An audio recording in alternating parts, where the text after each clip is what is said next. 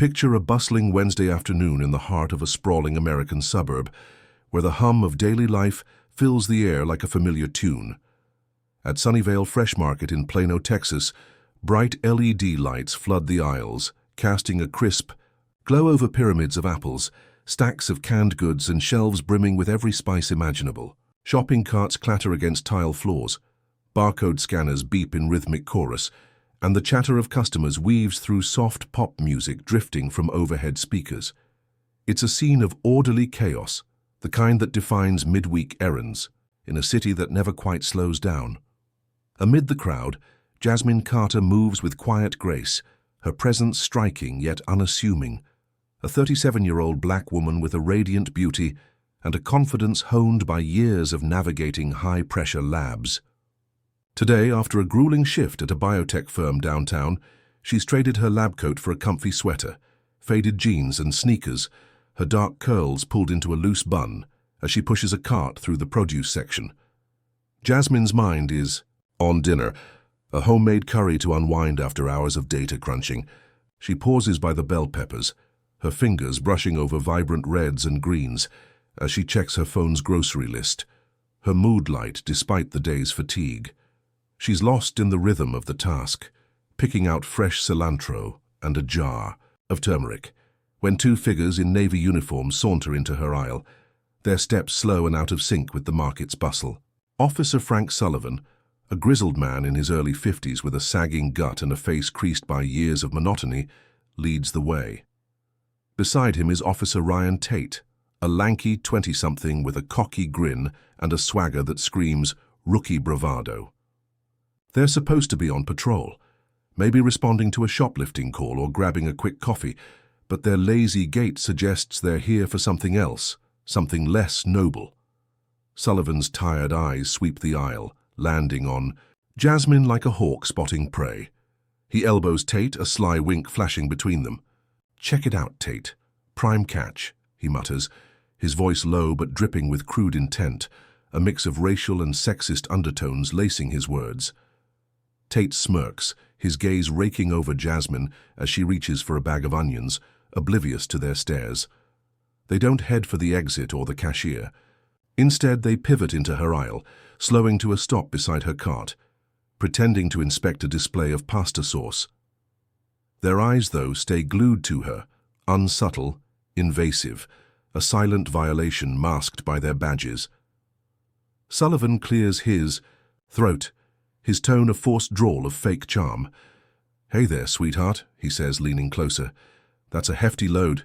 Need a big, strong cop to push it for you?" Tate snickers, stepping in to flank her, his grin widening. "Yeah, or you hunting for something special? Hard to find the good stuff without help, right?" His emphasis on special is a jab, a double entendre meant to unsettle. Jasmine feels the shift instantly. The air thickens with their unwanted attention, a prickle of discomfort crawling up her spine. She straightens, turning to face them, her brown eyes cool and unflinching. "Thanks, but I've got it under control," she replies, her voice polite but clipped, a clear signal she's not playing their game. She drops the onions into her cart and nudges it forward, aiming to slip past them and reclaim her peace. Her dismissal hits like a slap, a crack in the armor of their assumed authority. Sullivan's face tightens, his friendly mask slipping. He's not used to being brushed off, especially not by a black woman who doesn't shrink under his gaze. Tate's grin falters, a flicker of annoyance crossing his youthful features. They'd expected compliance, maybe a flustered giggle, not this quiet steel. Instead of backing off, they double down, trailing her as she moves into the canned goods aisle. "Oh, why so icy gorgeous?" Sullivan calls, his tone sharper now. Mockery lacing every word. "Just trying to chat. Crowded place like this, you never know who's around." Tate edges closer, his voice a taunting lilt. "Yeah, watch out for pickpockets. Lucky we're here to keep you safe, huh?" The sarcasm is thick, their words a barbed net meant to trap her, to make her feel out of place. Jasmine's cart slows, her patience thinning as their shadows loom too close, their cigarette-stink breath and leering eyes a growing threat she can't ignore. Feel the tension coil tight, like a spring ready to snap under the weight of arrogance and courage clashing head-on. In the canned goods aisle of Sunnyvale Fresh Market, Jasmine Carter grips her cart, the clatter of shoppers fading as Officer Frank Sullivan and Officer Ryan Tate close in, their taunts a relentless hum in her ears. At 37, she's no stranger to standing her ground. Years in biotech labs taught her to face down egos and errors with equal resolve. But this is different. These two cops, badges glinting like shields, aren't here to protect. They're here to provoke. Their words a mix of sexism and racial venom dressed up as a joke. Jasmine's brown eyes narrow, her patience fraying as their boots scuff closer, their presence a deliberate invasion of her space. She smells the stale smoke on Sullivan's breath, feels Tate's stare like a weight, and decides she's had enough. She stops the cart abruptly, turning to face them square on, her posture shifting from casual to commanding. The politeness evaporates, replaced by a voice sharp and clear, loud enough to carry over the aisle's hum.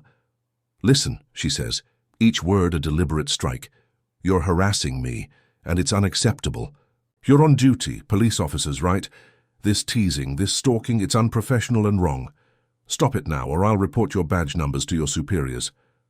Her gaze locks onto Sullivan's, then Tate's, unflinching, a demand for respect that echoes through the crowd. Shoppers pause, heads turning, a ripple of curiosity spreading as her stand pierces the market's rhythm. The rebuke lands like a thunderbolt, shattering their smug game. Sullivan's face flushes a deep crimson, his jaw clenching as her words strip away his veneer of control. Being called out, by a black woman no less in public, ignites a fury he can't contain. "You little punk," he roars, his fake charm gone, replaced by a raw, spitting rage. "Who do you think you're talking to? Threatening cops?" Tate steps forward, his finger jabbing toward her face, his voice a shrill echo of Sullivan's wrath. "Think you're hot stuff 'cause you're cute? Shut your mouth or we'll haul you downtown." The air fills with their venom, profanity, racial slurs, sexist digs, uppity, trash. Go back where you came from. A torrent meant to degrade, loud enough to draw gasps from the growing crowd. Jasmine reels inwardly, the filth of their words a gut punch, but she steadies. Herself, her composure a fortress. "You have no right to talk to anyone like this," she fires back, her voice rising over their shouts. "This is an insult. To me, to your badge. It's disgusting." Her defiance fuels their fire, and Sullivan's eyes blaze with spite. "Oh, I'll show you disgusting," he snarls, nodding to Tate. "Cuff her, public nuisance, insulting an officer, resisting." The charges are a sham, a flimsy excuse for revenge, but Tate leaps at the order like a trained hound. He lunges, grabbing Jasmine's arm with a grip that twists her wrist, yanking it back as she instinctively pulls away. "Don't touch me," she yells, her voice cutting through the chaos, a cry of outrage and pain. Tate seizes the moment, shouting, "Resisting, gotcha!" He slams her against a rack of canned soup, jars crashing to the floor in a metallic clatter as he forces her arms behind her back. The cold bite of handcuffs snaps around her wrists, tightened with a deliberate cruelty that leaves red welts blooming on her skin. Sullivan stands back, arms crossed, a vicious grin splitting his face as he mutters curses under his breath, savoring the spectacle. Jasmine's cart tips, spilling groceries across the aisle, but she keeps her head high, her breathing ragged, yet controlled, her eyes burning with a fury she won't let them break. The crowd swells, shoppers whispering, some fumbling for phones to record the surreal scene, a woman cuffed in a supermarket for daring to speak. Humiliation washes over, her a public shaming she never deserved. But Jasmine's resolve hardens. She memorizes their faces, Sullivan's weathered scowl, Tate's sneering glee, as they drag her toward the exit, their boots stomping a victory march. They shove her into the patrol car parked outside, the door slamming with a thud that echoes in her ears. Inside the cramped back seat, the vinyl hot against her skin, she sits upright despite the cuffs digging deeper. Through the mesh partition she hears them laugh, Sullivan's voice thick with triumph. "Told you, Tate. These types need a lesson," he says, slapping the dash. "Yeah," Tate chuckles. "Few hours in lockup, she'll be tame as a kitten. No more sass then." Their mockery fills the ride, a smug duet blind to the reckoning barreling their way, a storm they've unwittingly unleashed. Imagine the air turning electric, a single revelation shattering the smug certainty of men who thought they held all the cards. In the check-in area of the Plano police station, Jasmine Carter stands cuffed before the counter, her declaration, "I'm his fiancée," hanging like a guillotine over Officer Frank Sullivan and Officer Ryan Tate. At 37, she's a pillar of calm amid their crumbling bravado, her brown eyes unflinching as the words sink in. The laughter dies in their throats, Sullivan's guffaw choking into a gasp, Tate's grin twisting into a grimace of horror. Their faces drain of color, eyes widening as if she's morphed into something monstrous, a woman they've mocked. Cuffed and dragged in, now tied to the most powerful man in their world, Sergeant Carlos Lopez drops his pen, the clatter echoing as his jaw slackens, his gaze darting from Jasmine to the two officers trembling beside her. "Chief Reynolds' fiancée," Lopez mutters, his voice a hoarse whisper, disbelief warring with dread. He knows Michael Reynolds, the tall, no-nonsense chief who runs the department with an iron fist, and this woman, calm and cuffed, claims to be his betrothed. Sullivan's hands shake, sweat beading on his brow as he stammers, She's lying, Sarge, gotta be." Tate nods frantically, his voice a squeak. "Yeah, no way, she's just making noise." But their bravado is hollow, a desperate shield against the truth clawing at them.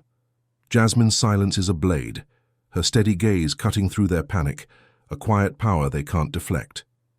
Lopez hesitates, then grabs the intercom with trembling fingers, his eyes flicking to Jasmine, as if seeking confirmation. He doesn't wait long.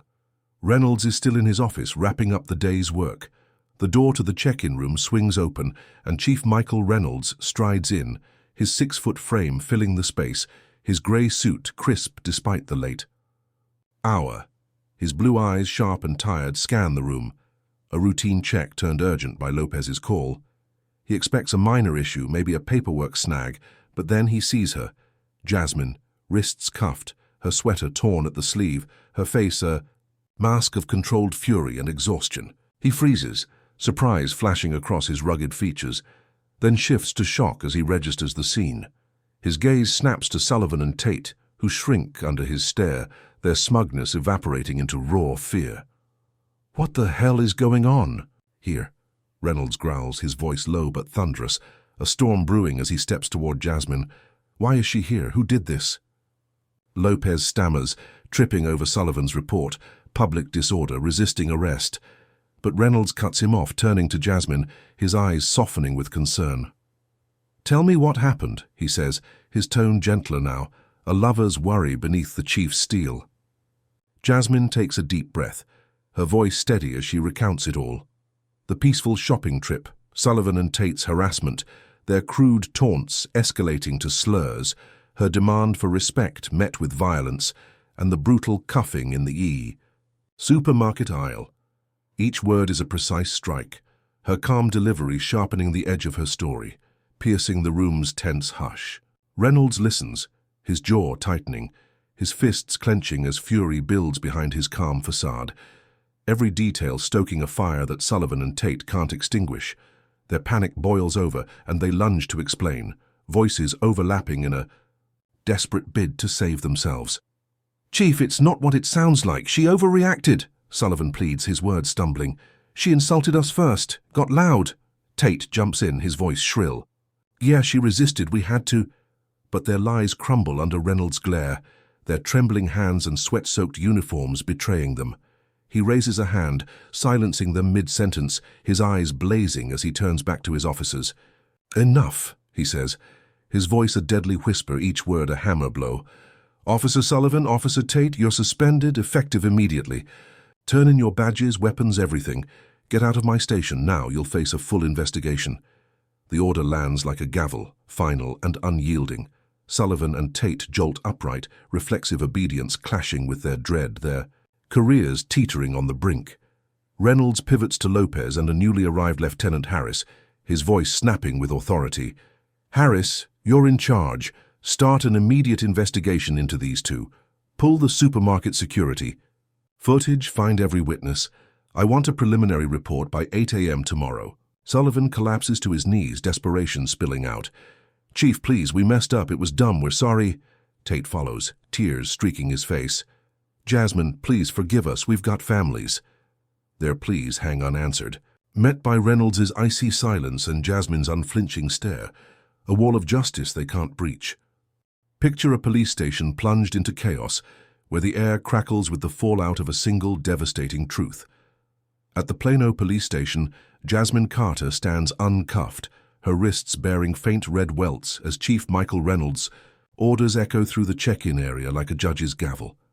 At 37, she's a figure of quiet strength, her brown eyes steady as Officer Frank Sullivan and Officer Ryan Tate kneel before her, their pleas a desperate wail against the storm they've unleashed. Their badges, once shields of power, now hang heavy in their trembling hands, surrendered under Reynolds' unyielding gaze. The room is a tableau of tension, Sergeant Carlos Lopez frozen at the counter, Lieutenant Harris barking commands, and a handful of officers watching in stunned silence as the scene unravels. Jasmine's calm, a stark contrast to their panic, is a testament to her resilience, a woman who's turned their game into their undoing. Reynolds towers over Sullivan and Tate, his blue eyes blazing with a fury that chills the air. "Get up," he snaps, his voice a whip cracking through their whimpering. "You've got no business begging her, you lost that right when you put hands on her." Sullivan staggers to his feet, his face slick with sweat, his voice a broken plea. "Chief, please, we didn't know, we swear it was a mistake." Tate follows, tears streaking his boyish face, his bravado shattered. "Jasmine, we've got kids. Don't let this ruin us." Their words are a pitiful echo, but Jasmine's gaze remains cold, unyielding, a wall of dignity they can't breach. She's heard too many excuses in her life, seen too many dodge accountability, to soften now. Reynolds' silence is a steel. "Trapper," his disgust palpable as he turns away, leaving their fate sealed. Lieutenant Harris steps in, his lean frame taut with purpose as he signals two officers to escort Sullivan and Tate out. "Move it," he growls, his voice clipped. "Badges, guns, hand them over, then get out." The pair shuffle forward, Sullivan's shoulders slumped, Tate's hands shaking as they drop their gear onto the counter with a dull clatter. The sound reverberates, a funeral knell for their careers.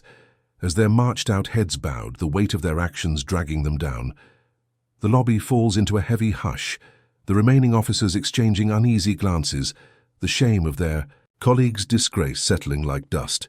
Jasmine watches them go, her expression unreadable, a mix of relief and resolve. She's won this round, but the cost lingers in her bones.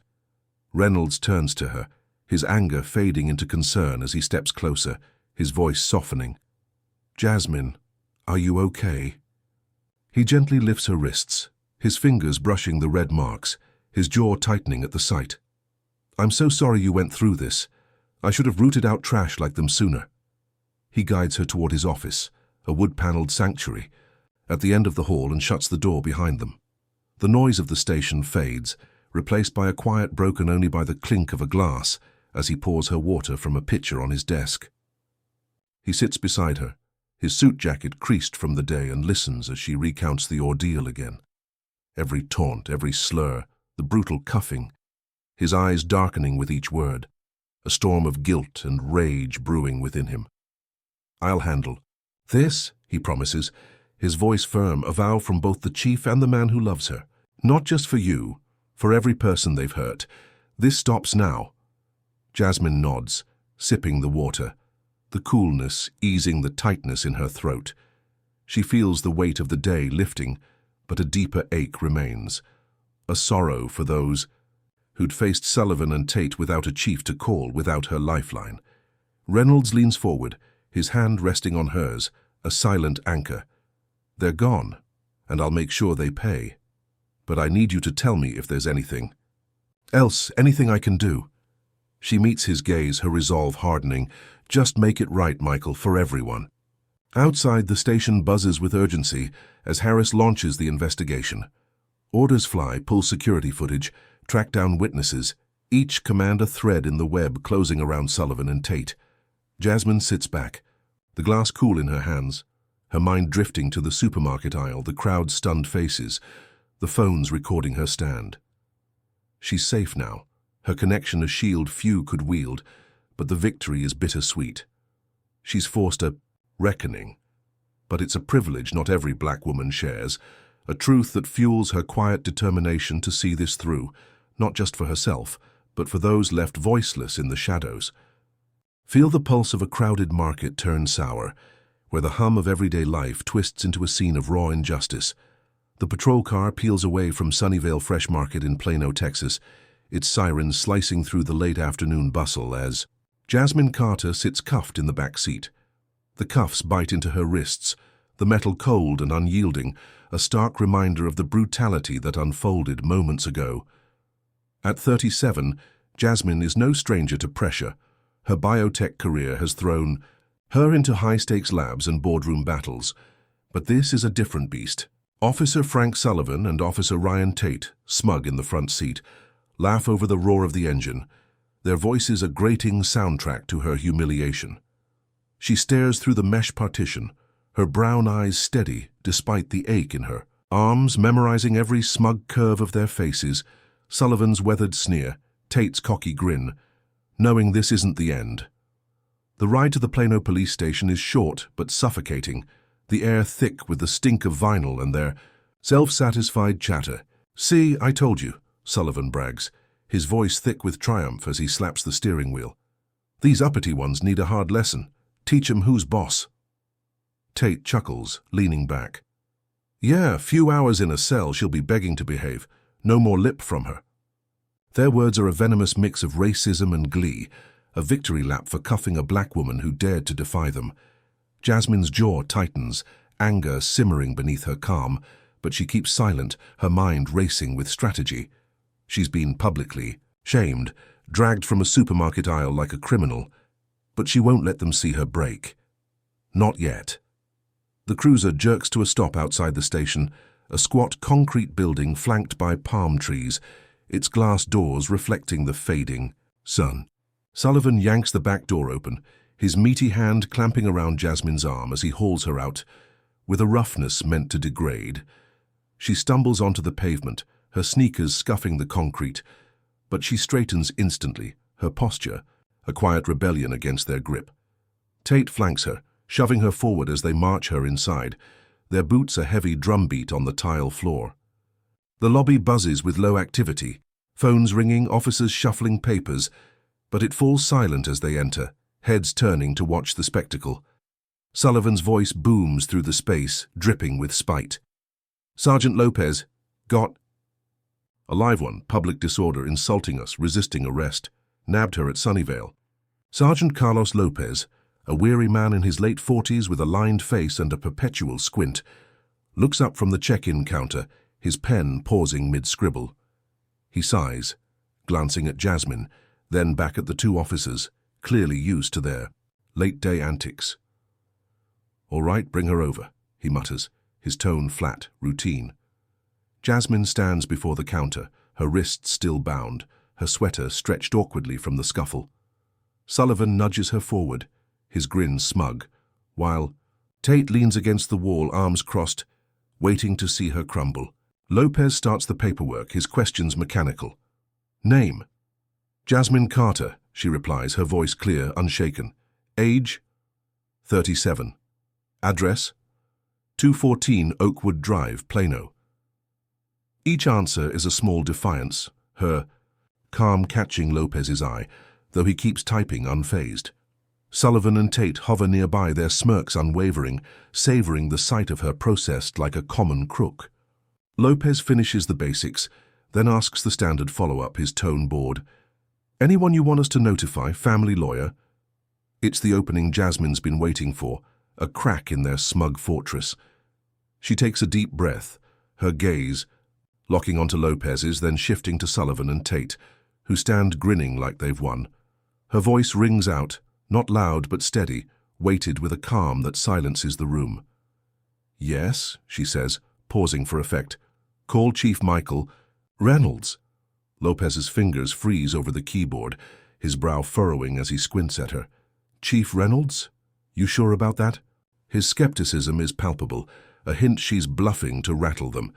Sullivan bursts into a harsh laugh, stepping closer to the counter, his voice dripping with mockery. "Hear that, Lopez? She's calling the chief. Thinks she's a big shot. Tate joins in, his cackle high-pitched, his eyes glinting with contempt. Yeah, what's next? Gonna say she runs the place. Their jeers bounce off the walls, but Jasmine doesn't flinch. She straightens, her gaze piercing through their laughter, then fixes on Lopez again, her voice now edged with steel. I'm his fiancé, she says, letting the words drop like a grenade, each syllable deliberate, sinking into the stunned silence. Call Michael, now. The room freezes, a collective breath held as the truth lands, a bombshell they never saw coming. Envision a city police force reeling, its foundations quaking as the hammer of accountability falls hard and fast. In the wake of Jasmine Carter's ordeal, the Plano police station transforms into a hive of relentless action. Chief Michael Reynolds, at its helm, his fury driving a purge of the rot within his ranks. At 37, Jasmine sits in his office, the glass of water still in her hand, her brown eyes tracing the lines of his face as he vows reform. Not just for her, his fiancée, but for every citizen betrayed by Sullivan and Tate's abuse. The incident at Sunnyvale Fresh Market has ignited a firestorm, and Reynolds is determined to wield it, his suit jacket slung over a chair as he paces, his voice a low growl of resolve. Outside, the investigation surges forward, a machine fueled by evidence and outrage, its gears grinding toward justice. Lieutenant Harris leads the charge, his team moving with surgical precision. Within hours, they secure the supermarket's security footage, a crystal-clear record of Sullivan and Tate's descent from taunts to violence. The video captures it all, their leering approach, the crude jabs, "Need help, sweetheart?" escalating to slurs, "Uppity trash." And the brutal moment Tate slams Jasmine against the shelves, cuffing her as cans crash to the floor. Her calm defiance shines through, a stark contrast to their snarling rage, every frame a nail in their coffin. Witnesses flood in, shoppers who'd gawked, some who'd filmed, their statements aligning with Jasmine's account: harassment, racial venom, an arrest without cause. A mother of two recalls Sullivan's bellowed slurs. A cashier confirms Tate's rough shove. The evidence is a tidal wave, drowning any hope of defense. Sullivan and Tate's records come under the microscope, revealing a pattern: scattered complaints of Sullivan's disrespect, a report of Tate's heavy-handed arrest months back. Minor infractions once shrugged off now paint a damning portrait of unchecked arrogance, their badges a license they'd abused too long. Reynolds convenes. Our disciplinary board, his presence a thundercloud as he lays out the case. Video, testimony, history, a litany of sins too grave to ignore. This isn't just misconduct, he declares, his voice cutting through the room. It's harassment, abuse of power, racial and gender bias, a betrayal of everything this department stands for. The board's verdict is swift, public, and final. Sullivan and Tate are fired, stripped of rank and pension, their dismissal a blazing signal of zero tolerance. The news hits Plano like a shockwave. Local stations blare, "Officers axed after cuffing chief's fiancé." Social media erupts with this Plano justice, and the story spreads, shopper videos trending, editorials demanding reform. The department announces the firings with a press release. Reynolds' words a steel promise: "We will not harbor prejudice or power trips here." It's a costly lesson, a scandal that forces a reckoning, training overhauled, ethics drilled, oversight tightened. Sullivan retreats to a dingy apartment, dodging reporters, his career ashes. Tate vanishes from sight, his rookie bravado AEA. Memory. Their ruin is total, a price paid for crossing a line they never saw coming. Jasmine and Reynolds draw closer through the storm, her ordeal a forge that tempers their bond. She sits with him late into the night, recounting the details, her voice steady but laced with a new fire, a resolve to speak for those without her leverage. "I got out because of you," she tells him, her hand in his. "But what about the others who don't?" Reynolds nods, his jaw set, the weight of his role heavier now. "This is my fight too," he says. "I'll clean this place up, make it right." Her pain fuels his mission, a vow to build a force that honors its badge, not defiles it. She's stronger for it, her stand a spark for change, but the victory is hers alone only in part. It's a beacon for the voiceless she'll never stop championing. The city feels the shift. Community forums buzz. Protests demand accountability. And black residents share stories long buried. Stops, slurs, shakedowns. Jasmine's case becomes a rallying cry, a mirror to systemic flaws she's forced into view. She returns to her lab, her focus sharp, but the supermarket aisle lingers, a reminder of her power and its limits. Reynolds drives the reform, his office a war room of policy and purge, the incident a catalyst he won't let fade. Together, they turn pain into purpose, a quiet pact to reshape a force and a city where justice isn't a privilege but a right. Imagine a quiet evening in Plano, Texas, where the city's sprawl softens under a twilight sky, streetlights flickering to life as the day surrenders to dusk. Jasmine Carter sits at her kitchen table, a steaming mug of tea warming her hands, the faint scent of curry lingering from dinner. At 37, she's a woman forged by fire, her biotech lab a proving ground, her recent ordeal at Sunnyvale Fresh Market a crucible. The red welts on her wrists have faded, but the memory of Officer Frank Sullivan's slurs and Officer Ryan Tate's cuffs remains sharp, a scar she carries with pride. Outside, the world buzzes with the fallout of her stand, news cycles still, hum with Plano police scandal, social media alive with carb Plano justice. But here in her home she reflects, her brown eyes tracing the steam curling upward, her mind wrestling with a victory that's both hers and not hers alone. The storm she unleashed has swept through the Plano Police Department, leaving Sullivan and Tate's careers in ruins. Fired, disgraced, they've vanished. Sullivan holed up in a rundown rental, Tate a ghost in the city's shadows, their badges stripped, their arrogance a bitter memory. Chief Michael Reynolds, her fiancé, has turned the incident into a battering, ram smashing through years of complacency. New training drills ethics into officers, oversight tightens like a vice, and the department's public mea culpa echoes. No tolerance for abuse, no shelter for prejudice. The firings were a public execution of their power trips, a lesson etched in headlines and whispered in precinct halls. Jasmine's defiance, her calm, unwavering demand for respect, sparked it all, a match struck in a dark aisle that lit up a city's flaws. She sips her tea, the warmth grounding her as she recalls the supermarket chaos, the crowd's gasps, the clatter of cans, the cold snap of cuffs. She'd stood tall, her voice a blade against their venom, and won. Reynolds's fury and her connection a shield few could wield. But the triumph is bittersweet, shadowed by a truth that gnaws at her. I got justice because of who I am to Michael, she'd told him nights ago, her voice low over dinner. What about the ones who don't have a chief to call? His blue eyes had darkened, his hand tightening around hers. That's why I'm fighting this, he'd said. For them, because you showed me what's at stake. Her pain has fueled his mission, a shared resolve to reshape a force where dignity isn't a privilege tied to rank or romance. The city feels the shift. Protests have quieted, but forums hum with demands, more cameras, better training, real accountability. Black residents, emboldened by her story, share their own. A mechanic stopped for looking suspicious, a nurse hassled over a parking ticket, echoes of Sullivan and Tate's playbook. Jasmine's stand is a rallying cry, a mirror held to a system that too often fails its own. She's turned down TV spots, waved off activists' pleas to lead, her focus inward yet outward. It's not about me, she tells a colleague over coffee, her voice steady. It's about the ones who can't fight back. Her lab beckons, data, experiments, a world she controls, but the market lingers, a spur to a purpose bigger than her own survival. Reynolds drives the reform, his office a war room of policy and purge. Late nights see him poring over reports, his tie loosened, his determination a steel thread weaving through the department's fabric. Jasmine joins him sometimes, her insights sharp, her presence a quiet anchor.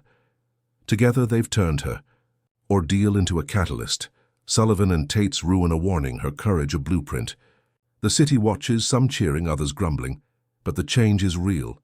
training revamped, complaints tracked, a force inching toward honor. She's stronger for it, her voice a weapon she'll wield again, not just for herself, but for the faceless others who'd face cuffs without a champion.